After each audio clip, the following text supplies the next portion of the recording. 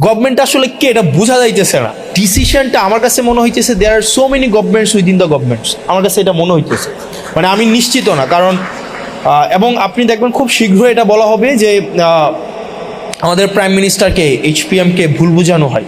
এখন ভুলটা বুঝায় কারা?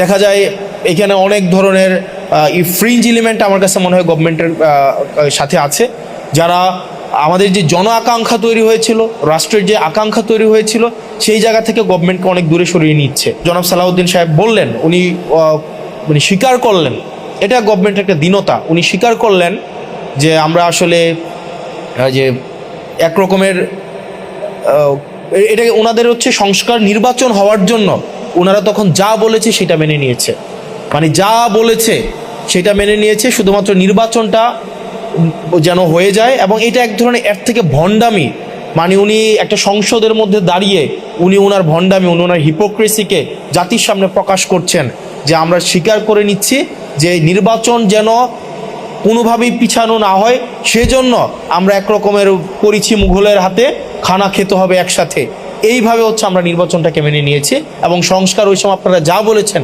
সেটাকে আমরা মেনে নিয়েছি। এখন যেহেতু আমরা নির্বাচিত হয়ে গিয়েছি, এখন আর মানুষকে পিপলকে কেয়ার করার আমাদের কোনো সময় নাই। আপনাদের একটা বিষয়ে এই সরকারের কাছে আপনাদের একটা দাবি খুব বেশি স্ট্রংলি করা উচিত, সেটা হচ্ছে ট্যাক্স অটোমেশন অথবা ভ্যাট অটোমেশনের বিষয়টা।